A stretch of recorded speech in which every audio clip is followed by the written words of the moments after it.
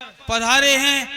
अहिंसा दिवस के उपलक्ष्य में सभी बंदी जनों की ओर से पूज्य आचार्य श्री विनम्र सागर जी महाराज के चरणों में सत नमोस्तु नमोस्तु वंदन। पूज्य मुनिराज के चरणों में नमोस्तु नमोस्तु नमोस्तु। जिला कारागार ललितपुर में आज हम सब का ये परम सौभाग्य, परम पूज्य उच्चारणाचार्य आचार्य विनम्र सागर जी महाराज सत्संग हमारे बीच में हैं और आप सबको ऐसा दिशा निर्देश और शुभ संदेश आपके बीच में आप सबको देने आए हैं, जिससे आपके जीवन को सुपथ की ओर ले जाएं, आपके जीवन का कल्याण हो। तो आज इसी क्रम में मैं सबसे पहले जिला कारागार अधीक्षक परम आदरणीय लाल रत्नाकर सिंह जी को आमंत्रित करता हूं कि वो आए और पूज्य मुनि श्री के सत्संग श्री चरणों में श्रीफल अर्पित कर उनसे निवेदन करें कि आपकी मंगल देशना हम सभी बंदियों को साथ साथ और हम सभी जेल के कारागार के सभी अधिकारियों को और जवानों को सुनने के लिए मिले, ऐसा निवेदन।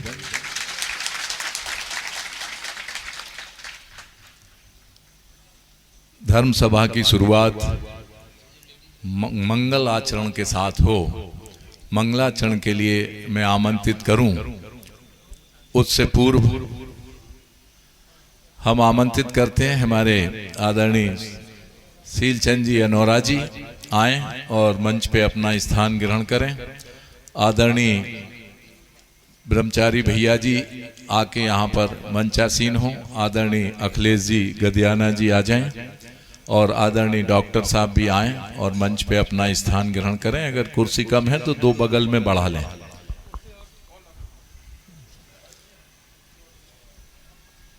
और अब मैं आमंत्रित करता हूं मंचासीन सभी अतिथियों को और सम्माननीय जिला कारागार अधीक्षक महोदय आए और पूज्य गुरुदेव आचार्य श्री विद्यासागर जी महाराज और पूज्य आचार्य श्री विराग सागर जी महाराज के चित्र का अनावरण करें।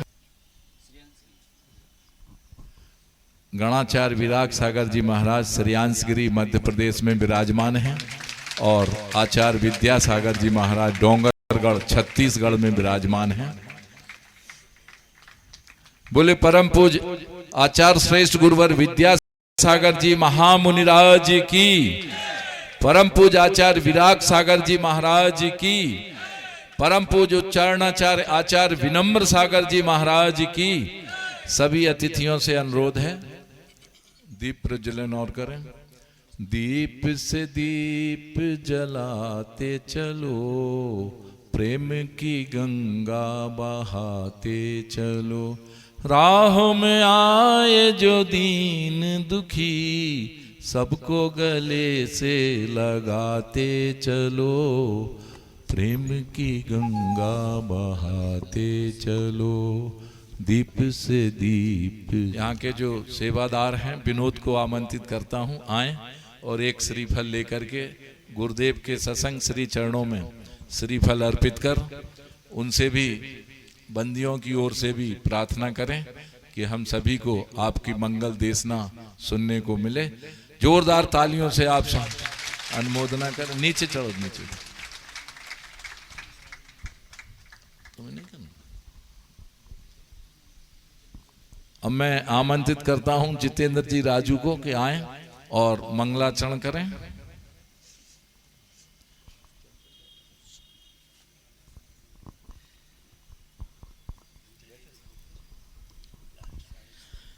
बोलिए परम पूज्य आचार्य गुरुवर श्री विद्यासागर जी महामुनिराज की जय। बोलिए परम पूज्य गणाचार्य 108 श्री विराग सागर जी महाराज की जय। बोलिए परम पूज्य उच्चारणाचार्य पूज्य मुनिवर श्री 108 विनम्र सागर जी महाराज की जय। समस्त आचार्य संघ की जय। नमो अरिहंताणम नमो सेद्धाणम नमो अयरियाणम नमो अज्ञायाणम नमो लोये सब साहुणम मंत्र नमोकार हमें प्राणों से प्यारा, मंत्र नमोकार हमें प्राणों से प्यारा। ये है वो जहाज,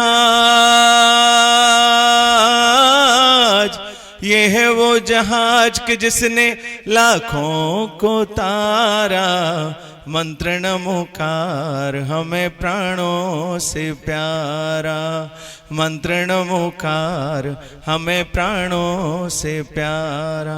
बोले पंच नमस्कार महामंत्र की जय। अब मैं आमंत्रित करता हूं आदरणीय जेलर साहब श्री जीवन सिंह जी को कि वो आए और पूज्य मुनि श्री के सत्संग श्री चरणों में श्रीफल अर्पित कर आशीर्वाद लें।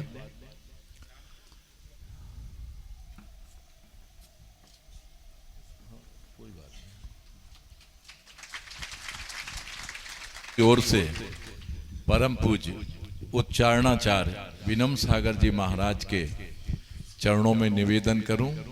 केवल 2 पंक्तियां बहुत छोटी सी आपके सामने निवेदित करता हूं। आपके कर्म ही आपकी पहचान है। क्या है?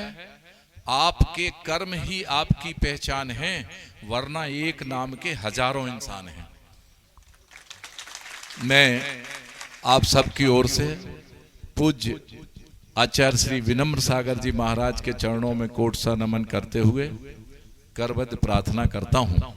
हे आचार्य श्री, अपनी अमृतमयी वाणी से हम सभी को अवसिंचित करने की कृपा करें। नमोस्तु आचार्य श्री, नमोस्तु आचार्य श्री, नमोस्तु। सभी लोग रीढ़ की हड्डी को सीधा करके बैठे और एक बार जैसा हम उच्चारण करें महामंत्र का, इस मंत्र का उच्चारण करें। हो सकता है, कहा है, एक बार अगर कोई इसे भावपूर्वक मंत्र की जाप कर ले, उसके कई सालों के पाप एक ही दिन में नष्ट हो जाते हैं। आपको वो मंत्र उच्चारण करवाया जा रहा है। आप मनोयोग से हाथ जोड़ करके और हाथों को भी ऐसा पुलकित बनाना है, टाइट नहीं, पुलकित, नरियल जैसा। आंखों को बंद करके जोर से उच्चारण करना है, जैसा हम करके बताते हैं। ओम नमो अरिहंताणम,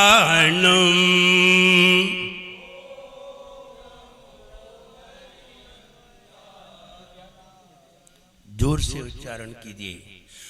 ओम नमो अरिहंताणम,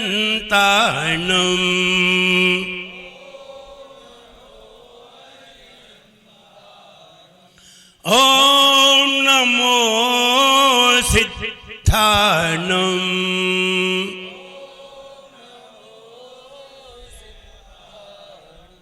ओम नमो आयर्याणम, ओम नमो वच्छायणम, ओम नमो लोय सौवसाहुनम,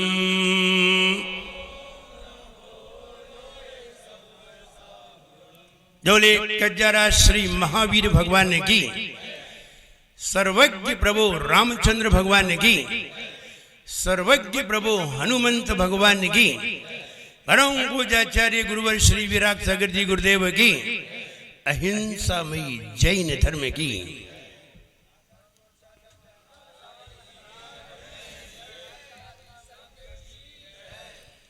आप लोग अच्छी तरह गा सकते हैं, आप लोग अच्छी तरह बोल सकते हैं।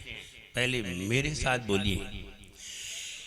मानव बनकर आए हम, पूरी लाइन बोल दो। मानव बनकर आए हम, अच्छा कुछ कर जाएं हम। मानव बनकर, जोर से, मानव बनकर आए हम, अच्छा कुछ कर जाएं हम। मानव बनकर,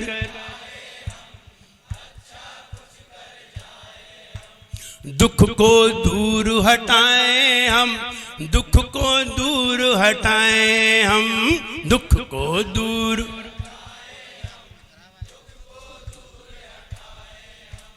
आओ अच्छा काम करें, आओ अच्छा काम करें, अच्छे यहाँ विचार करें। आओ अच्छा काम करें, अच्छे यहाँ विचार करें। तब ही जीवन में हो, तब ही जीवन में कुछ खुशी दिखाए रे। जीवन है पानी की बूंद कब मिट जाए रे, हो जीवन है पानी की बूंद कब मिट जाए रे। होनी अनहोनी हो, होनी अनहोनी रे। जीवन है पानी की बूंद कब मिट जाए रे, हो जीवन है पानी की बूंद कब मिट जाए रे। थोड़ी देर के लिए आप सभी लोग इसको जेल न समझें। थोड़ी देर के लिए आप संत समागम समझें। आपको साधुओं का समागम मिला है और कहा जाता है थोड़ी देर के लिए भी अगर किसी को समागम मिल जाए, साधुओं का समागम मिल जाए, उसका कहीं ना कहीं अच्छा पुण्य जागृत हो जाता है। आपके जीवन में ये अवसर आया है, मुझे लगता है आपकी इस परिसर के जो प्रमुख जेलर हैं उनको आप बहुत धन्यवाद दीजिए। अगर वो मुझे यहां बुलाने के लिए नहीं कहते तो आपको थोड़ी देर के लिए भी संतों का समागम प्राप्त नहीं होता। संतों का समागम किसी को भी मिले, फिर ये फर्क नहीं पड़ता है ये कौन सी संप्रदाय के संत हैं। संत वो है जो तुम्हें अच्छा मार्ग बताता है। संत वो है जो तुम्हें जीवन में खुशी लाने की तरकीब बताता है। कहते हैं दुनिया में सभी को आकर के कुछ काम तो करना पड़ता है। दुनिया में सभी को आकर के कुछ काम तो करना पड़ता है। वो चित्र बना कर देता है, रंग हमको भरना पड़ता है। वो चित्र बना कर देता है, रंग हमको भरना पड़ता है। कोई लोग होते हैं बहुत अच्छे रंग भरते हैं, ऐसे चित्रों को देख करके लोग बड़ा आनंद अपने आप में बड़ा आनंदित होते हैं। ऐसे चित्र प्रदर्शनी में रखे जाते हैं, लेकिन जो लोग अपने इस चित्र में अच्छे रंग नहीं भरते उनको कहीं ना कहीं अच्छे रंग भरने के लिए एकत्र किया जाता है। और आपको भी यहां आप ये मत समझना ये तुम्हारे लिए जेल है। निश्चित है आपसे कोई भूल जरूर हुई है, चाहे मजबूरी में हुई हो या जरूरी में, भूल जरूर हुई है। या तो मजबूरी में हुई है, हम ऐसा करना नहीं चाहती थी और ऐसा हमसे हो गया, इसे मजबूरी कहते हैं। और जरूरी में भी हो सकता है आवश्यकता थी इसलिए ऐसा अपराध हुआ। कहीं ना कहीं लड़ाई झगड़े भी हुए होंगे, कहीं ना कहीं पराई वस्तु को तुमने अपना बनाना चाहा होगा, कहीं ना कहीं जमीन आदि का झंझट हुआ होगा, और कहीं ना कहीं परिवार आदि की मजबूरी रही होगी, व्यापार आदि की मजबूरी रही होगी। निश्चित अज्ञान में जब हमें ज्ञान नहीं होता है तब ऐसे कार्य हमसे हो जाते हैं। गलती होना गलत नहीं है। कहते हैं गलती कर नहीं सुधरे उसे हैवान कहते हैं। गलती कर नहीं सुधरे उसे हैवान कहते हैं, और गलती पर करे गलती उसे शैतान कहते हैं। गलती पर करे गलती उसे शैतान कहते हैं, और गलती कर सुधार ले उसे इंसान कहते हैं। गलती कर सुधार ले उसे इंसान कहते हैं, और गलती छोड़ बैठा उसे भगवान कहते हैं। आप, मुझे ऐसा नहीं लगता है कि आप गलती पर गलती करेंगे। मुझे तो ऐसा महसूस होता है आप गलती करके सुधार हुई है, मजबूरी में हुई है, तो दोबारा कभी ऐसी गलती ना हो कि हमें ऐसी जगह आना पड़े। आपके सामने जेलर साहब जी है, हमारे सिपाही जी भी हैं, और देखिए एक परिवार को चलाना कितना कठिन होता है। इसमें कितने लोग ऐसे होंगे जिनका परिवार होगा, हमें हाथ उठा के बताएं, इनकी शादी होगी, वो नीचे कर। और कितने लोग जो है वो अनमैरिड है, जिनकी शादी नहीं हुई, नीचे कर। देखिए हम बता रहे थे एक परिवार को चलाना कितना कठिन होता है। 2-4 बच्चे हों तो व्यक्ति एक मजदूर की तरह बन जाता है। सवेरे से शाम तक कमाता है, खुद नहीं खा पाता है अपने बच्चों के पालन के लिए। लेकिन आप विचार करिए, आप इतने सारे लोग हैं और इतना बड़ा परिवार हमारे जेलर साहब का है, करते हैं, आपके भोजन की व्यवस्था करते हैं, आपके रहने की व्यवस्था करते हैं, आपको कोई परेशान ना करे, इतने सारे आपकी सेवा में खड़े रहते हैं, फिर भी आप इसे जेल समझते हैं। मुझे तो लगता है ये तो घर से भी ज्यादा है। इतनी तो घर पे सेवा नहीं होती हमारी। घर पे भी होते तो बहुत काम कराते, उसके बाद रोटी मिलती। और यहाँ कितनी देखभाल करते हैं, मात्र इसलिए, मात्र उनका उद्देश्य इतना ही है कि तुम्हारे से जो गलती हुई है वो सुधर जाए, और कोई उद्देश्य नहीं। एक बात बताऊं, आपको आपके द्वारा कोई त्रुटि हुई है, उसकी सजा माफ तो नहीं हो सकती, लेकिन हाफ जरूर हो सकती है। साफ नहीं हो सकती, हाफ जरूर हो सकती है। अगर आपके अंदर मेरे जैसे विचार आ जाए, और हम चाहेंगे आपके अंदर अच्छे विचार आए। आपका परिवार है, आप बताइए, आपकी अभी शादी नहीं हुई, छोटे छोटे बच्चे हैं, और आप अभी, आपकी उम्र ही क्या है, किसी की 20-25 जैसी उम्र दिखाई दे रही है। बताइए, आपके पिताजी ये उम्मीद करके नहीं बैठे थे कि मेरे बच्चे की शादी होगी? जब आपका जन्म हुआ था, और उनका भी परिवार है। मैं आपको एक बात बताऊं, दुनिया में व्यक्ति के लिए सबसे प्रिय कोई होता है तो उसका परिवार होता है। परिवार से प्रिय भगवान भी नहीं होता। अगर एक बार मंदिर जाना पड़े, और मंदिर जाने के लिए कह दो, और एक बार परिवार में किसी को हॉस्पिटल ले जाना हो, तो व्यक्ति मंदिर नहीं जाएगा, पहले परिवार की सेवा करेगा। तो विचार करिए, कौन प्रिय है? सबसे ज्यादा व्यक्ति को प्रिय कौन है? भगवान नहीं है। भगवान तो तब प्रिय होते हैं जब हमारा परिवार संपन्न होता है, तब हम भगवान से कामना करते हैं हमारा परिवार सुखी रहे, किसी तरह की कोई परेशानी ना रहे। विचार करिए, कई लोग शादीशुदा हैं, आपकी पत्नी भी घर पर होगी, आपके बच्चे भी घर पर होंगे, उनके मन में कैसे कैसे विचार आते होंगे, कितना इंतजार करते होंगे। बच्चे पूछते होंगे मेरे पापा कब आएंगे, माँ क्या जवाब देगी, माता पिता से पूछते होंगे पड़ोसी भी पूछते होंगे, रिश्तेदार भी पूछते होंगे।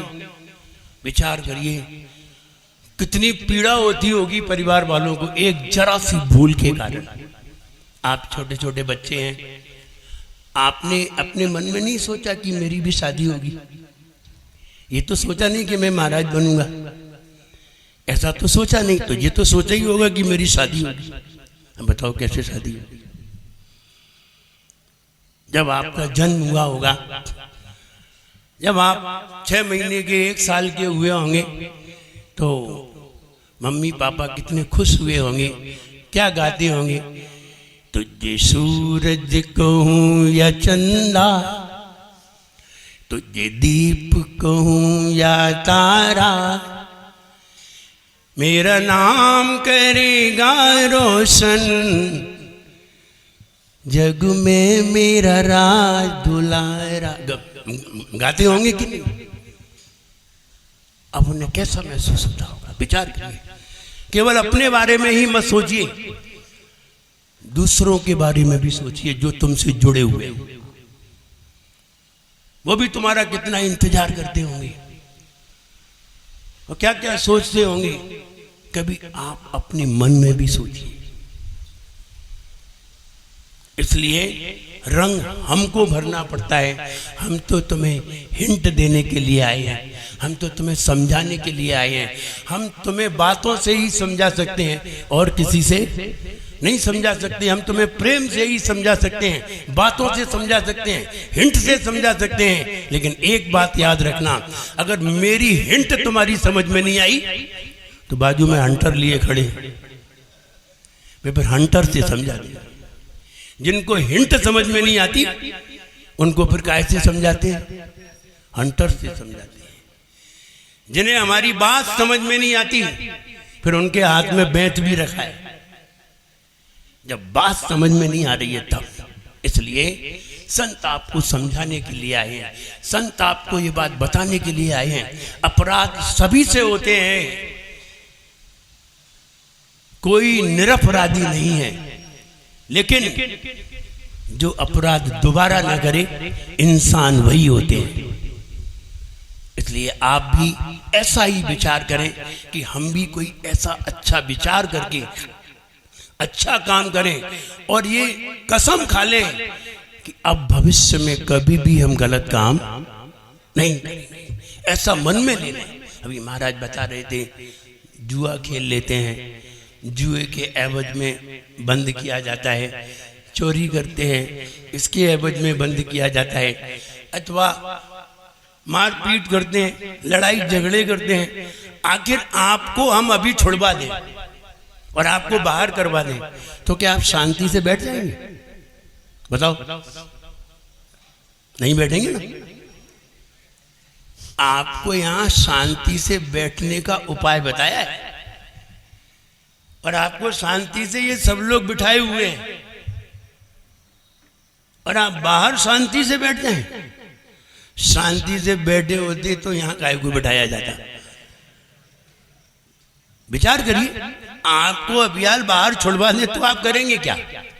बताओ, आप शांति से तो बैठेंगे नहीं, उधम ही मचाएंगे।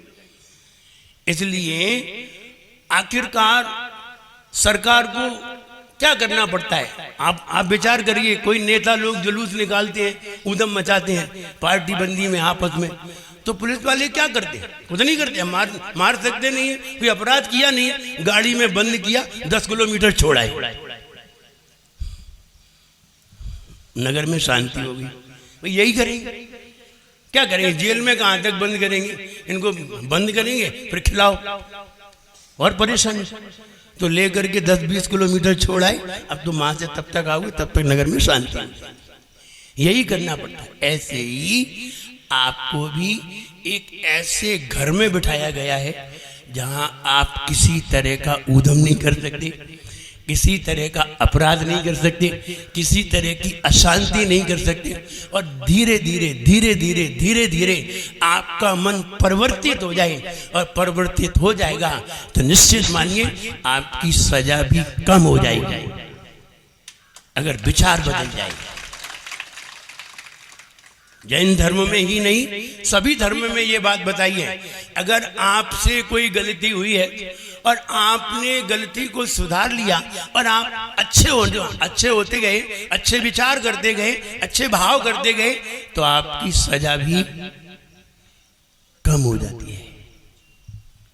हमारे धर्म में एक राजा सैनिक हुए, उनको 33 सागर की सजा मिली, लेकिन जब उन्होंने भगवान महावीर के चरणों में अपनी गलती को स्वीकार किया, माफी मांगी, हजारों बार माफी मांगी और हजारों बार ये कहा कि अब मैं ऐसी गलती नहीं करूंगा, कभी नहीं करूंगा, मर जाऊंगा लेकिन ऐसी गलती नहीं करूंगा, तो उनकी सजा बहुत कम रह गई। जैसे ऐसे मानिए जैसे कि 1 करोड़ वर्ष की सजा थी तो अब 1 वर्ष की सजा रह गई। कितनी कम कर दी गई। किसके बल पर? अच्छे विचारों के बल पर। हम आपसे यही कहना चाहते हैं, यहाँ आप लोग हैं और संत समागम में बैठे हुए हैं, ऐसे ही विचार करिए कि अब मेरे द्वारा ऐसा कोई अपराध ना हो जिससे कि मुझे दोबारा यहाँ आना पड़े। ऐसा विचार कभी मत करिए। वो मुझे विचार आता है, एक तोता एक पिंजरे में बंद था, पिंजरे में बंद था। अब तोता तो खुली हवा चाहता था, आप भी चाहते हैं कि हम भी खुले हों, हमें कोई बंद ना करे, हमें कोई बांधे नहीं, आप भी चाहते हैं। वो तोता भी था, वो पिंजरे में था। जब एक दिन पिंजरा लोहे का था, लोहे का पिंजरा हटा करके सोने का पिंजरा बना दिया, या तोता खुश हो जाएगा। अब तो सोने का पिंजरा है, लेकिन तोता को सोने के पिंजरा में रहना भी अच्छा नहीं लगा। जब तोता बहुत दुखी हुआ कि हम खुली हवा लेना चाहते हैं, हम खुले आकाश को नापना चाहते हैं, हम खुले पेड़ों के पास रहना चाहते हैं, पेड़ों के ऊपर घूमना चाहते हैं, और आपने हमें कैद करके रखा है, मैं बहुत दुखी हूं। उसने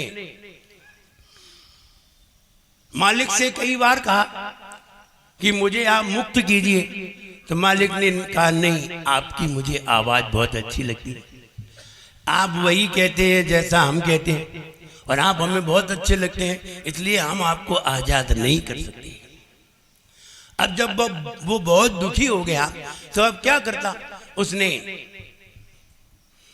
बहुत उपाय सोचा, लेकिन कोई भी उपाय उसकी समझ में नहीं आया।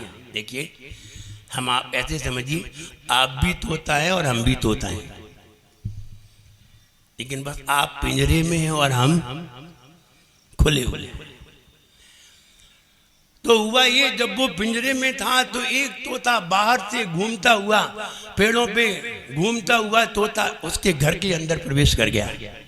और जब घर के अंदर प्रवेश कर गया तो वो इधर उधर खूब उड़ता था, इधर उधर घूमता था, घूम करके आया तो पिंजरे के पास बैठ गया, क्यों उसमें भी तोता था।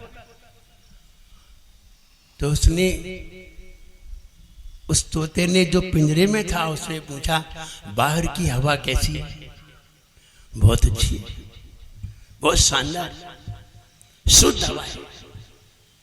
कैसे कैसे पेड़ लगे हुए हैं, मतलब सब चीज के पेड़ लगे हुए हैं, आम के भी हैं, अमरूद के भी हैं, बहुत सारे पेड़ लगे हुए हैं। और जहाँ जो मन में आता है, जी में आता है, हम उसे खाते हैं, बड़ा आनंद आता है, खुली हवा में रहते हैं। उसे और सुन के दुख होने लगा, उसे और सुन करके और दुख होने लगा कि बाहर इतना अच्छा है और हम तो इसमें पड़े हैं। तो उसने कहा, तुम हमें कोई ऐसा उपाय बताओ कि हम भी इस पिंजरे से निकल करके आपके साथ हो जाए। तो उसने धीरे से उसके कान में एक मंत्र सुनाया। कहो तो हम वो मंत्र आपको भी सुना दें। बताओ। तोता तो हम भी है और तोता तुम भी हो, तुम जरा बड़े पिंजरे में हो। तो उसने मंत्र सुनाया, देखो तुम किसी से कोई बात मत करना, किसी को कोई जवाब मत देना और शांति से पड़े रहना। जैसे हम आपसे कह रहे हैं, आप किसी से लड़ना झगड़ना मत, किसी से किसी की बुराई मत करना और अच्छे कार्यों के विचार करना। तो उस तोते को समझाया कि देख, हम तुझे जो समझा रहे हैं वो समझ ले कि तू बिल्कुल शांत रहना और किसी से कोई बात मत करना। वो मालिक तुम्हारे पास आए, तुमसे कुछ बात कहे, कुछ बोलना ही मत और चुपचाप लेट जाना। जैसे कि तेरी तबीयत खराब हो गई हो, आप लोग नहीं लेटना, आप लोगों को तो अच्छे विचार करना है, अच्छे काम करना है। उसने वैसा ही किया, वो सवेरे ही लेट गया और उठा ही नहीं। अपने उस तोता ने उसे समझा दिया और उसने कहा मैं बाहर तुम्हारा पेड़ पर इंतजार करूंगा। तो बोले कैसे इंतजार करोगे, मैं तो पिंजरे में हूं। तो उसने कहा आप चिंता मत करो, तुम पढ़ जाना और पढ़ जाना, बस फिर आगे देखना क्या होता है। और उसने जब वो पढ़ गया तोता और ऐसा ही पढ़ा रहा। उसने खूब हरी मिर्च रखी और चीजें रखी, उसने कुछ नहीं खाया, पानी भी रखा, पानी भी नहीं पिया और वो पढ़ा ही रहा, पढ़ा रहा। मालिक ने पिंजरा खोला और खोल करके उसके सिर पे हाथ फेरा, लेकिन वो तो उठा ही नहीं। वो तो पहले ही बता दिया था उस तोते ने, उठना नहीं, आंख भी नहीं खोलना। ठीक है, पड़ा रहा। ले गए, चलो उसके ऊपर ले चले, खुली हवा में ले चले, हो सकता है यहाँ हवा में उसे परेशानी हो रही हो। वो खुली हवा में ले गया और खुली हवा में ऊपर ले गया, मुंडेर पे उसे रख दिया, ऐसे हाथ फेर फेर के, और जरा उधर देखने के लिए गया। उधर बैठे तोते ने आवाज लगाई, आ जाओ मेरे पास। और वो तोता उड़ करके फौरन उस खुले तोते के पास पहुंच गया। और खुले तोते के पास उड़ करके जब पहुंच गया तो वो तोते को बड़ा आनंद आया खुली हवा देख करके कि इतना अच्छा मौसम बाहर का था। मैंने तो कितने दिन हो गए, इतने दिन से हमने बाहर का मौसम नहीं देखा। और बड़ा आनंदित था और उस तोते का बहुत उपकार मान रहा था कि तुमने हमें उस पिंजरे से निकाल दिया, धन्य है आप। और वो दोनों साथ साथ उड़ने लगे और उड़ करके जब वहां आकर के बैठे तो वो मालिक कह रहा था, देख तेरे सोने का पिंजरा रखा है, तू आजा। बोले अब तुम ही रहो उसमें, अब मुझे खुली हवा का आनंद आया है, अब हम पिंजरे में नहीं आ सकते। मैं आपसे कहना चाहता हूं, अच्छे विचार करिए। ऐसा नहीं है आपको दुख नहीं होता होगा। पिंजरे के पंछी रे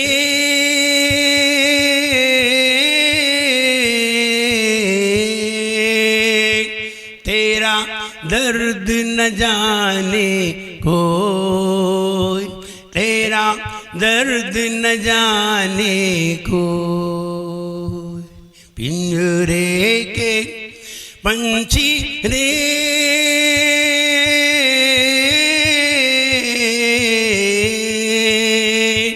तेरा दर्द न जाने कोई, तेरा दर्द न जाने कोई।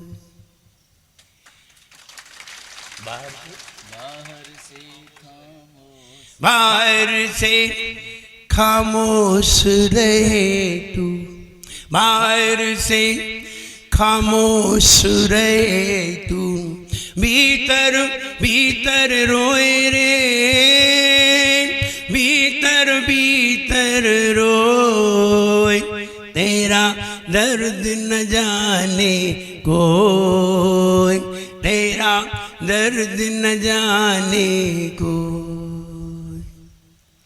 ये पिंजरा किसी को भी अच्छा नहीं लगता, आपको भी अच्छा नहीं लगता होगा।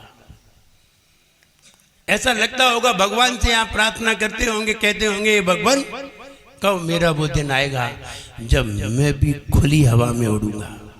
ऐसा सोचते हो? ऐसा नहीं है, ऐसा नहीं सोचते हो, सोचते हो। और ऐसा भी नहीं है कि महीने भर में एक आध बार सोचते हो, रोज आपके मन में आता होगा। आपको परिवार का स्मरण तो आता ही होगा। और मैं फिर कहूं, परिवार से प्रिय दुनिया में कोई भी चीज नहीं है। चाहे आप मैरिड हो या अनमैरिड हो, मैरिड भी कितने दुखी रहते होंगे अपने परिवार की चिंता में, और अनमैरिड है, उनका भविष्य क्या होगा ये भी विचार करिए। क्या भविष्य होगा आगे, आप अपने भविष्य के बारे में विचार करिए। आपकी इतनी बड़ी जिंदगी पड़ी है, आप 25 साल के हुए हैं, आपकी अभी कम से कम 40 साल उम्र पड़ी हुई है। आप कैसे भविष्य में अच्छे विचारों से जी सकेंगे? अच्छे विचार वाले दुनिया में जीते ही नहीं हैं, वे मरने के बाद भी जीते हैं, और खराब विचार वाले जीते जी मरे हुए होते हैं। इसलिए अच्छे विचार करिए, और अच्छे विचार करोगे तो निश्चित मानिए आपको कोई ना कोई आदर्श बनाएगा। जैसे कि आज गांधी जी को आदर्श बनाया जाता है। गांधी जी ने एक बीड़ा उठाया था कि हिंसा मत करिए, यद्यपि नारा तो भगवान महावीर का था, अहिंसा परमो धर्मा, non violence is supreme religion. ये तो भगवान महावीर का नारा था, अहिंसा ही परम धर्म है। लेकिन अभी महाराज कह रहे थे, जन्म से कोई लुटेरा नहीं होता, ऐसी कोई रात नहीं जिसका सवेरा नहीं होता। कह रहे थे हम ये कहें, man humanly deeds not the birth. आदमी कर्म से महान होता है। Man great by humanly deed. आदमी कर्म से महान होता है, नॉट बर्थ, जन्म से नहीं।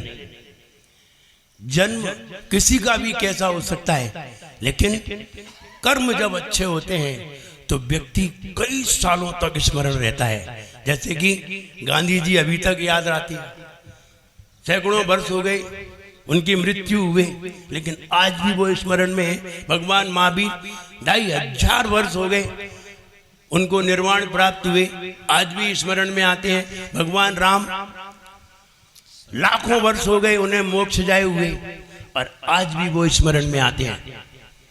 अच्छे कर्म ही हमें लोगों को याद कराते हैं, बुरे कर्म नहीं। व्यक्ति शराब पीता था, उसकी पत्नी ने कहा देखो शराब पीना ठीक बात नहीं है, अच्छी बात नहीं है, और इसका बच्चों पर बुरा असर पड़ेगा। आज आप पिएंगे तो कल बच्चे भी पिएंगे। यहाँ ऐसे भी कई होंगे जिन्होंने शराब पी होगी, ऐसा नहीं है नहीं होंगे। तो जब पत्नी ने बहुत कहा, वो नहीं माना। एक दिन उसने अपने मित्रों को पार्टी दे दी कि मेरी पत्नी आज जा रही है कहीं, अपनी पियर जा रही है, और आप लोग आना, अपन पार्टी करेंगे। और उन्होंने बहुत सारी शराब की बोतलें मंगा ली, और मंगाने के बाद कोई था नहीं घर पर, और पत्नी पियर गई थी नहीं, वो तो बहाने बना रही। तो वो तो थोड़े बाहर गई और घूम करके लौट आई, देखा तो बहुत सारे मित्र पी रहे थे, शराब पी रहे थे। उसे तो बहुत गुस्सा आई, सारे मित्रों को उसने डांटा, और डांट करके तो सारे मित्रों ने उस शराबी से ये कहा, तुमने हमें यहाँ अपमान करने के लिए बुलाया था, इंसल्ट करने के लिए बुलाया था। तो उसे बहुत गुस्सा आ गई, और उसने गुस्से में आकर के पत्नी को डंडा मारा। जब डंडा मारा सिर में तो जोर से लग गया, तो पत्नी की मृत्यु हो गई, और उस मृत्यु के सजा में उसे जेल हुई 14 साल।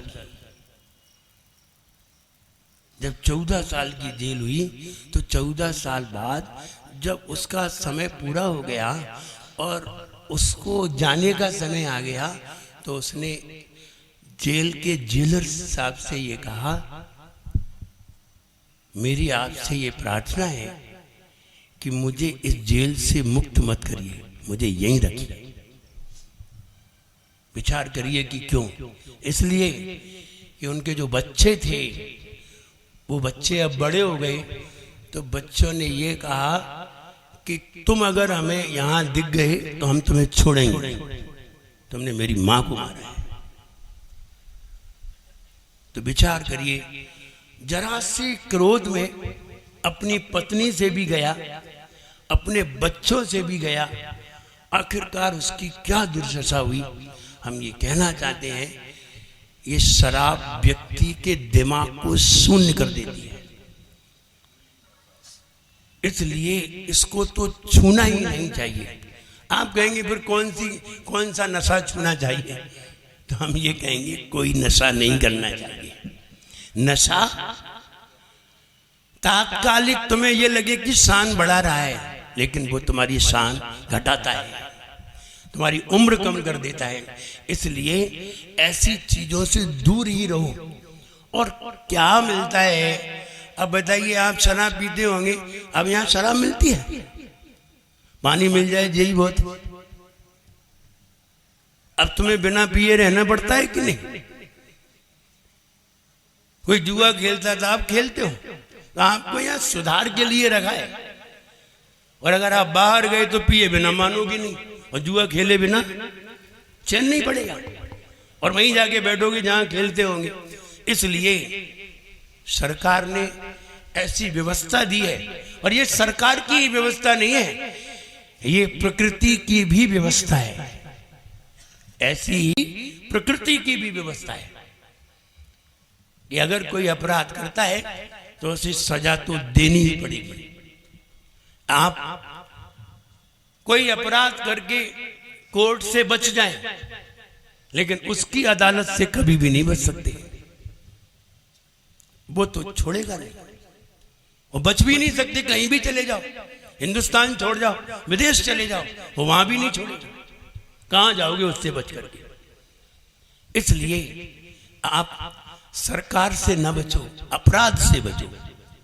अपराध से बचे तो कहीं भी सजा नहीं मिलेगी, और सरकार से बच गए तो सजा तो मिलेगी, यहां नहीं मिली तो वहां मिलेगी, बच नहीं सकेंगे। इसलिए हम बार बार ये कहना चाहते हैं कि हम पिंजरे में हैं और मुक्त होना चाहते हैं, और मुक्त होने के लिए हम सभी प्रयास करते हैं। और ये भी हम कहना चाहते हैं, अगर आप यहाँ पर कोई अच्छे कार्य करते हैं, अब अच्छे कार्य बहुत सारे हैं, देखिए इतने सारे पेड़ लगे हुए हैं, इनकी देखरेख कौन करता है? आप लोग ही तो करते हैं, और कोई करता है? जेलर साहब कौन? हाँ, सारा काम आप लोग करते हैं। कितने अच्छे काम, और इससे सौंदर्यता दिखाई देती है, अच्छा दिखाई देता है, और आप सबकी नजर में अच्छे होते हैं। और भी कोई कार्य होंगे, अब मुझे यहाँ याद नहीं कौन कौन से कार्य होते होंगे, खाना वगैरह भी बनाते होंगे, परोसते भी होंगे, आपस में प्रेम भी रखते होंगे, तो कभी एक दूसरे की सहायता में भी कार्य करिए। इससे आपके अंदर एक प्रेम और वात्सल्य के विचार आएंगे। आपके अंदर आपस में प्रेम भाव के विचार आने से फिर कोई व्यक्ति अगर अंदर आएगा तो ये नहीं लगेगा ये कैदी है, ये लगेगा ये तो आपस में ही पारिवारिक लोग हैं, ऐसा उन्हें महसूस होगा। तो हम ये कहना चाहते हैं, अच्छे विचार रखिए, भूल को सुधारिए। भूल हमने की यहाँ पर, भूल हमने की यहाँ पर, गम बढ़ाए, गम बढ़ाए, दुख दिए गैरों को हमने, दुख दिए गैरों को हमने, अश्रु आए, अश्रु आए, गम भरी ये जिंदगी गमगीन कर गया, मेरा जीवन कोरा कागज, कोराई रह गया मेरा जीवन कोरा कागज। आप अपनी कोरी किताब पर कुछ लिखिए, बहुत अच्छा लिखिए, अच्छे विचार लिखिए। अब वो मंत्र बता दूं जो मंत्र आपको कार्य करे। मंत्र ये पहला मंत्र तो ये है कि नियम ले लें, कसम खा लें कि हम कभी दोबारा अपराध नहीं करेंगे। ये पहला नियम। मर जाऊंगा लेकिन दोबारा अपराध नहीं करूंगा। मर जाऊंगा ऐसे कार्य नहीं करूंगा जिससे कि हमारे परिवार को दुख हो, जिससे कि हमारे परिवार को दुख हो और हमारे बच्चों को दुख हो, हमारे बच्चों को लज्जित होना पड़े, हमारे माता पिता को लज्जित होना पड़े, हमारे परिवार को लज्जित होना पड़े, समाज में उन्हें हीन दृष्टि से देखा जाए, उनको मंदिर से बाहर किया जाए, उनको अच्छे काम नहीं करने दिए जाएं। हम ऐसा अपराध अपनी जिंदगी में कभी नहीं करेंगे। देखिए, हाथ उठा करके बताइए, जो हमारे गुरुदेव बता रहे हैं वो अपराध दोबारा नहीं करेंगे जो आपके जीवन में हुए हम हैं। आपको और भी मंत्र बताएंगे, फिर और मंत्र बताएंगे। देखिए, अभी एक हाथ उठाना कच्चा नियम और दोनों हाथ उठाना पक्का नियम। दोनों हाथ उठा करके बताइए कि ऐसे अपराध अब नहीं करेंगे। बहुत अच्छे, आपने ऐसा नियम लिया और मैं समझता हूं जेलर साहब का भी प्रयास सार्थक रहा और मेरा आना भी यहां सार्थक रहा। क्योंकि अगर दो व्यक्ति के अंदर भी अगर अच्छे विचार आ जाते हैं तो 200 व्यक्तियों को अच्छे विचार ला सकता है। इसलिए आप ऐसे विचार कर रहे हैं, अच्छी बात है। हम आपको 2 मिनट में एक शांति मंत्र बताते हैं। आप बिल्कुल रीढ़ की हड्डी को सीधा करके बैठ जाइए, बिल्कुल योगासन में इस तरह से हाथ लगा करके बैठिए और कम से कम इतने दिन शांति नहीं, 2 मिनट की शांति तो आना ही चाहिए। और 2 मिनट की शांति हो सकता है आपके जीवन में आगे और बढ़े और 2 मिनट से 10 मिनट बने, 20 मिनट बने, फिर आप बनाते रहना। हम तो आपको एक प्रक्रिया बता के जा रहे हैं।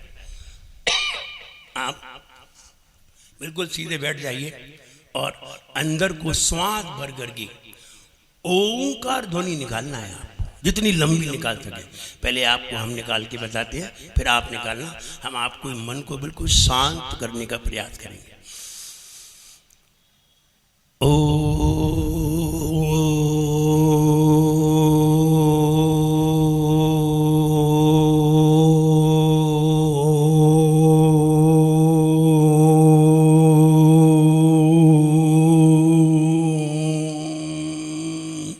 अब आप लोग निकालिए।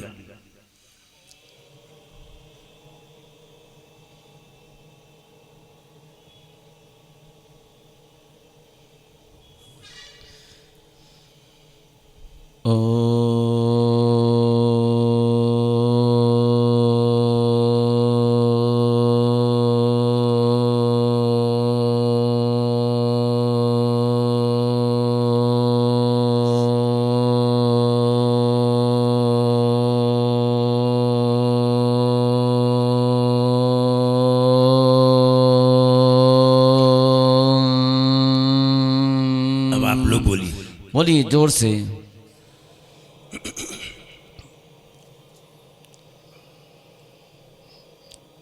जितनी ताकत से निकालेंगे, तेजी से निकालेंगे, आपका मन शांत होगा।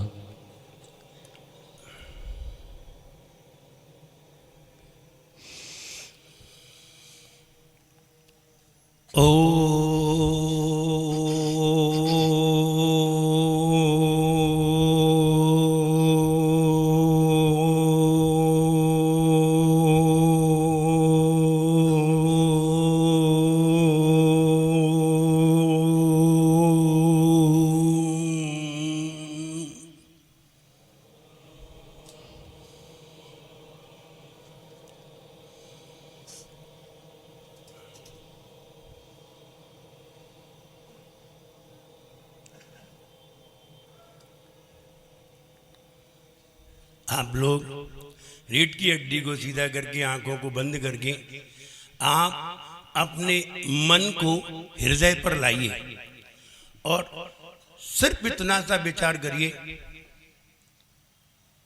मेरे द्वारा यदि कोई अपराध हुआ है, कोई गलती हुई है, वो मेरे जीवन के लिए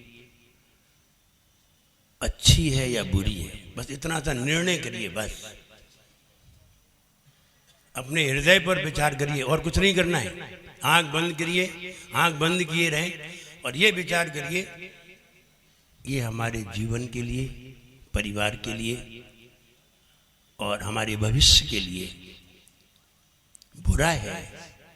इसे छोड़ना ही श्रेयस्कर है, इसे छोड़ना ही अच्छा है। अब हम अपना जीवन बहुत अच्छा गुजारेंगे, ऐसा विचार करिए। और विचार करते हुए सिर्फ आधा मिनट आपको बिल्कुल आंख बंद करके हिलना नहीं है, बिल्कुल शांत बैठना है और दोनों आंखें आपकी माथे के बीचा बीच में तिलक के स्थान पर हों। बस आधा मिनट, ज्यादा नहीं। और मैं आपको ओंकार ध्वनि दे रहा हूं और आप बिल्कुल सुनेंगे, कुछ नहीं बोलेंगे। बिल्कुल माथे के बीचा बीच में ध्यान रखें।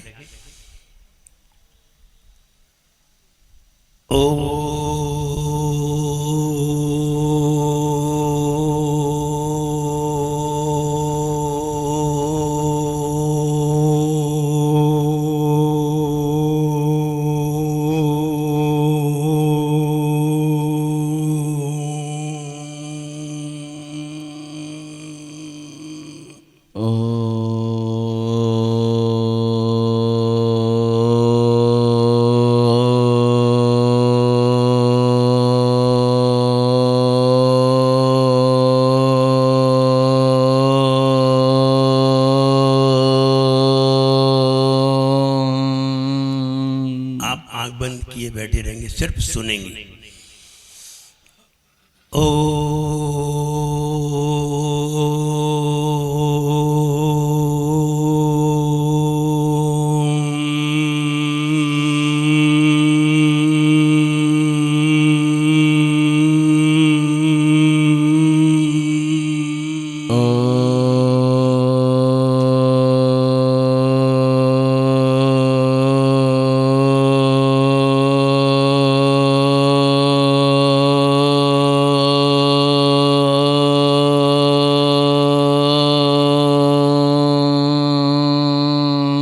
अब आप लोग आंख बंद किए बोलेंगे जो मैं बोल रहा हूं। ओम ह्रीम नमः, जोर से ओम ह्रीम नमः, ओम ह्रीम नमः, ओम ह्रीम नमः, ओम ह्रीम श्रीम नमः, ओम ह्रीम श्रीम नमः, ओम ह्रीम श्रीम नमः। अपने दोनों हाथों को ऐसे रगड़िए और रगड़ करके अपनी दोनों आंखों से लगाइए, माथे से लगाइए और ऐसा करके पूरे शरीर पर फेरिए। ऐसा जाप करने से आपके जीवन में बदलाव आएगा। आप यहाँ से जाप करेंगे, आपके परिवार में थोड़ी सी खुशहाली आएगी। जाप यहाँ करेंगे और फल वहाँ तैयार होगा। परिवार में खुशहाली आएगी, परिवार परेशान होगा तो धीरे धीरे परेशानी दूर होगी और आपका मन एकदम शांत होकर के आनंदित होगा। अंत में अजनबी जमाना है, जुल्म के नजारे हैं, अजनबी जमाना है, जुल्म के नजारे हैं, जाल में फंसे हैं हम और गम के मारे।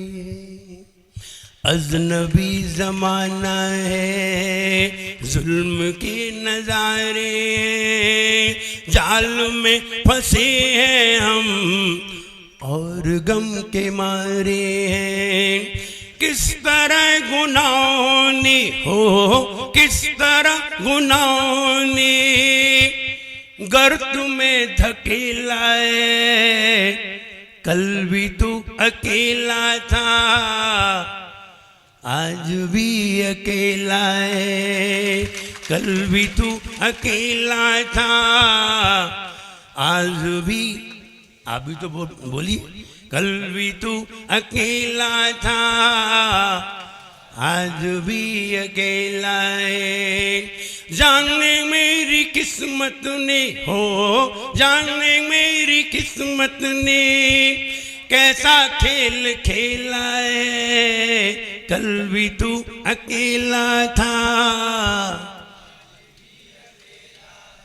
मेरा सबके लिए खूब आशीर्वाद है। सब लोग इसकी जाप करिए। ओम ह्रीम नमः, ओम ह्रीम श्रीम नमः। ओम ह्रीम श्रीम नमः से धन संपत्ति बढ़ती है। ओम ह्रीम नमः से हमारी आपत्ति कटती है। आपत्ति का कटना और संपत्ति का बढ़ना। ओम ह्रीम श्रीम नमः, संपत्ति बढ़ती है। ओम ह्रीम नमः, आपत्ति कटती है। और दोनों जाप आप करिए, आपका मन बहुत शांत होगा। सवेरे उठ करके 5 मिनट 10 मिनट ओंकार ध्वनि सब लोग निकालें और यहाँ सब लोग सुनेंगे। हम कभी कभी जेलर साहब को बुला करके पूछेंगे सब लोग ओंकार ध्वनि निकालते हैं कि नहीं निकालते हैं। आप लोग निकालिए, बहुत अच्छा लगेगा आपको। सवेरे आप फ्रेश होकर के निकालिए। और जेलर साहब के लिए, यहाँ के सारे पदाधिकारियों के लिए, पंचायत समिति के लिए और सभी हमारे, अब हम आपको कैदी कैसे गए, आपको अपना मित्र कह लें। हमारे सभी मित्रों के लिए मेरा खूब आशीर्वाद है। सब लोग खुश रहें, प्रसन्न रहें और ये वाली जाप करते रहें। निश्चित मानिए आप धीरे धीरे आपके मन में प्रसन्नता बढ़ेगी और खुशी बढ़ेगी। और सब लोग ऐसा नियम जरूर लें। देखिए, अभी बताया गया था कि हम किन किन कारणों से अपराध होते हैं। सबसे पहला हमारे जीवन में शराब, ये सबसे खतरनाक व्यसन है और आप लोगों की ये आदत भी छूट चुकी है। अब आप त्याग कर दीजिए। आप अपने जिस देवता को मानते हैं, कोई शंकर जी को मानता है, कोई हनुमान जी को मानता है, कोई महावीर को मानता है, आप जिसको मानते हैं उनके चरणों में आंखें बंद करेंगे, उनके चरणों में कसम खाई कि आज के बाद हम शराब नहीं पिएंगे। बोलिए कितने लोग इसके लिए तैयार हैं? कितने लोग तैयार हैं? हाथ उठा कर कहिए, दोनों हाथ उठा करके कहिए और त्याग कीजिए उन अपने देवता के चरणों में जाकर के हे देव, हे शंकर जी, हे हनुमान जी, जो भी हैं, आज के बाद हम शराब नहीं पिएंगे। दूसरा नियम है किसी की चोरी नहीं करेंगे, जिनके कारण हमें यहां आना पड़ता है। किसी की हिंसा नहीं करेंगे, जुआ नहीं खेलेंगे। इन व्यसनों का त्याग कर दीजिए। दोनों हाथ उठा करके कहिए कि हम ये व्यसन आज के बाद अपने जीवन में कभी नहीं लाएंगे। नहीं लाएंगे ना? एक आवाज में बोलेंगे सभी। आप किसको मानते हैं? बोलिए किसको मानते हैं? आप भगवान, आप जिसको मानते हैं, जिस भगवान को मानते हैं, आज कहिए कि हम भगवान की कसम खा करके कहते हैं इन व्यसनों को अपने जीवन में कभी नहीं लाएंगे आज के बाद। बहुत अच्छे, आज हमारा यहाँ आना सफल हो गया, आपको संबोधन करना सफल हो गया। आप सबके लिए मेरा खूब आशीर्वाद है। आज सब लोग और ऐसी स्थिति में जो पूज्य गुरुदेव ने आपको मंत्र दिया है, ये मंत्र होगा, ये आपके जीवन में खुशहाली लाएगा और आपका जीवन मंगलमय बनाएगा, खुशहाल बनाएगा। फिर आप याद कर लीजिए, ओम ह्रीम नमः, ओम ह्रीम नमः, ओम ह्रीम श्रीम नमः। और यहाँ पर बड़े बड़े अक्षरों में लिखवा करके भिजवा देंगे। तो श्रीम माने होता है लक्ष्मी और ह्रीम कष्ट निवारक होता है और ओम भगवान का स्मरण करने का एक बीजाक्षर है। इसलिए ह्रीम नमः कष्ट निवारक, श्रीम नमः लक्ष्मीदायक। और दोनों तुम्हें चाहिए, तुम्हें भी चाहिए, परिवार को चाहिए, सबको चाहिए, सबको चाहिए। ये वाली जाप आप जरूर करिए। ओम ह्रीम नमः, ओम ह्रीम श्रीम नमः। और सवेरे उठ करके 5-10 मिनट ओंकार ध्वनि जरूर दीजिए। आप स्वस्थ रहेंगे, प्रसन्न रहेंगे। फिर आपको ये जेल नहीं लगेगी, एक आश्रम लगेगा। और फिर आप कहीं भी दुखी नहीं हो सकेंगे, ऐसा मेरा सबके लिए आशीर्वाद है। बोले परम पूज्य उच्चारणाचार्य जी आचार्य संघ की। एक बात हम आपको बताना चाह रहे, शायद आपको याद हो, आचार्य श्री ने अभी कहा था कि यहाँ सरकार से या यहाँ नहीं पकड़े गए तो ऊपर जरूर पकड़े जाओगे, क्योंकि कर्म के जिसके हैं वो ऊपर लेखा। कर्म के पास ना कागज है ना किताब, लेकिन उसके पास सारे जगत का है हिसाब। समझ गए? तो हम लोग बहुत दुखी हैं, आप लोगों से ज्यादा। आप विश्वास मान लो, सवेरे 6 बजे से उठते हैं, नॉन तेल गुड़ के चक्कर में, मंदिर मस्जिद के चक्कर में, दिन भर चक्कर लगाते, रात में कब सो जाएं, थक जाएं, नींद आ जाए पता नहीं चलता। लेकिन आप लोग अभी जब तक जेल में हो तब तक इतने तो सुखी हो कि तुम्हें किसी चक्कर का अभी परेशानी नहीं है। तो महाराज जी ने जो तुम्हें मंत्र दिए हैं, जो इतने सुखी हो कि जो तुम्हारे कर्म हैं उन्हें काटने का उपाय गुरुदेव ने बता दिया। बिल्कुल फुर्सतिया हो, ना तुम्हें रोटी बनानी। हमारे महाराज जी लोग देखो 24 घंटा केवल अपने धर्म ध्यान में रहते हैं, ना खाने की चिंता, ना पीने की, ना सोने की, ना उठने की, ना बैठने की। 24 घंटे में एक बार जो मिल जाए रूखा सूखा इतना सा लेते हैं और इतना सा 24 घंटे। ये बताओ अब क्या जरूरत थी आपके पास इधर महाराज आए, हम लोगों को सदुपदेश देते रहते हैं। तो ये इनकी चर्या है, 24 घंटे में एक बार भोजन पानी मिल गया तो ठीक, नहीं मिला तो 2-2 3-3 दिन 6-6 दिन के उपवास कर लेते। ना नाई की जरूरत है, अपने हाथ से अपने केस लॉन्च कर लेते हैं, न किसी तरह की कोई, बस एक पिछी और कमंडल इतनी सी जायदाद है। अनियत बिहारी हैं, जहां मन लगा रुके, नहीं लगा तो चल दिए, रमता जोगी बहता पानी। देखिए इन्हें मालूम नहीं है, हमने कपड़े इसलिए नहीं पहने हैं। बहुत सारे लोग कपड़े पहनने के लिए दुखी हैं, कम से कम मेरे कपड़े उनके काम तो आए। हमने भोजन भी एक बार इसलिए किया है कि दूसरे समय का भोजन किसी दूसरे के काम आए, सुखी रहे। यही परित्याग है। हम चाहे थोड़े दुखी हो लें, हम एक रोटी कम खा लें, लेकिन दूसरे का पेट भर जाए। हर मामले में हमारे गुरुदेव की ऐसी भावना है। तो हम जो बात बता रहे थे कि इतना अच्छा आपका समय अभी चल रहा है, जो कर्म आपने कर लिए मान लो उसकी सजा है, लेकिन आराम तो है कि कोई शल्य नहीं है, 2 टाइम रोटी मिल ही जाएगी। पूरा समय आपके पास है तो जप लो भगवान को, कर्म कट जाएंगे। एक ही उपाय है, जिसने महापुरुषों का स्मरण किया उसके कर्म कटे, उसके अच्छे कर्म बंधे। और गुरुदेव ने इतना अच्छा मंत्र आपको दे दिया है, तो ह्रीम भी और श्रीम भी, आपके जितने भी जो है विषाद हैं वो दूर हो जाएंगे और लक्ष्मी आपके पास आ जाएगी। तो अपने आप आपका मन अच्छे कार्यों में लग जाएगा। बोलिए पूज्य गुरुदेव आचार्य विनम्र सागर जी महाराज की। आप लोगों के लिए और आपने अगर सुधार किया और आपने ये सब किया तो हो सकता है जेलर जी हमें फिर दोबारा लेकर के आए। ये महाराज जी इनके लिए नहीं है मंत्र, तो ये सबके लिए हैं। अब जो शांति से जप ले उसकी अशांति दूर है, और जिसने नहीं जपे वो अशांत ही अशांत है। तो आप सबके लिए सेब और केला आप लोग एक एक ग्रहण करें। अगर कुछ कम रह जाएंगे तो कल मैं सुबह फिर भिजवा दूंगा। ये जैन समाज पंचायत समिति ललितपुर की ओर से आपके लिए फल की व्यवस्था की गई है। और आप लोगों को अच्छा लगा हो तो आप जेलर साहब से बार बार ये कहिएगा कि हमारे गुरुदेव को एक बार फिर सुनना है। अभी 1 महीने गुरुदेव ललितपुर में विराजमान है। अभी तो हमने जेलर साहब से कहा था कि हम इनको कुछ उपदेश सुना दें। अब जब जेलर साहब हमसे कहेंगे कि उन्हें ले आएं तब हम लाएंगे, वरना नहीं लाएंगे। ये आपकी जिम्मेवारी है। सभी लोग खड़े हो जाएं। जिन बात देखिए आधा 1 घंटे के ना जाबा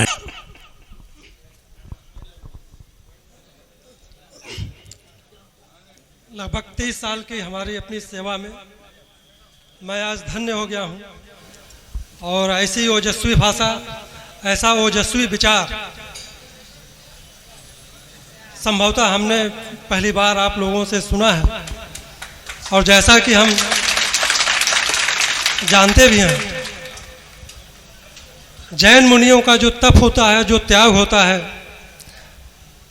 वह उनको देखने मात्र से हमें ऐसा प्रतीत होता है कि उतनी साधना, उतना तप संभवतः किसी भी विश्व के दूसरे धर्म में, किसी भी दूसरे देश में भी ऐसा तप, ऐसी साधना नहीं होती होगी जितना तप और जितनी साधना आपके द्वारा, आपको देखने मात्र से हो जाती है।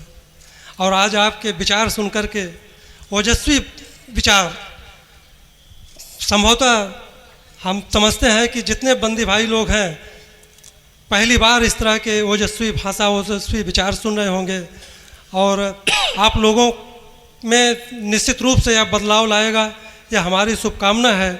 जैसा कि मुनिश्री महाराज जी ने कहा है कि अगर आप कुछ बुराइयों को छोड़ दें तो आपका जीवन बहुत ही अच्छा हो सकता है। और आप ही का जीवन नहीं, वो हम सभी के लिए भी है कि इतनी तप, इतनी साधना जो हम लोगों को देखने को मिलती है, सुनने को मिलती है, ऐसा बहुत ही कमी होता है। और धर्मों के ऋषियों को, मुनियों को, तपस्वियों को हम देखते हैं, सुनते हैं और उससे हम प्रभावित होते हैं, लेकिन आपको तो देखने भर से ही आपकी तप और साधना हमको वही विस्मित कर देती है, चकित कर देती है। धन्य है हमारे ऋषि मुनि, जैन मुनि, जो इस ललितपुर जिले की अपनी एक तपोभूमि बना दिए हैं।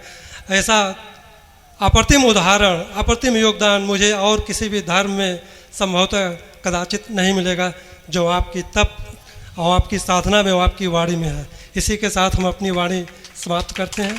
जय हिंद, जय भारत।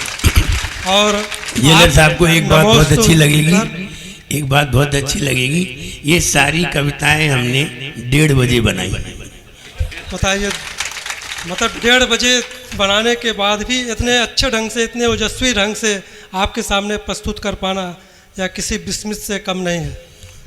और हम आभार प्रकट करते हैं श्री अनिल अंचल जी का, जिनके प्रयासों से आज मुनिश्री महाराज जी का यहाँ पे न केवल हमें दर्शन प्राप्त हुआ, बल्कि आपकी वाणी से भी हमें 2-4 होना पड़ा, मुखारबिंद से हमें प्रेरणा मिलेगी। और हम समझते हैं कि पुनः जब हमारे बंदी भाइयों को इस तरह ओजपूर्ण वाणी सुननी हो तो हमसे बतावेंगे और हम पुनः निवेदन करेंगे मुनिश्री जी महाराज को दोबारा आने के लिए। धन्यवाद। और जैसा कि आप लोग जानते हैं, अनिल अंचल जी के द्वारा बराबर सब्जी यहाँ पे भेजी जाती रही है और भविष्य में भी भेजी जाती रहेगी।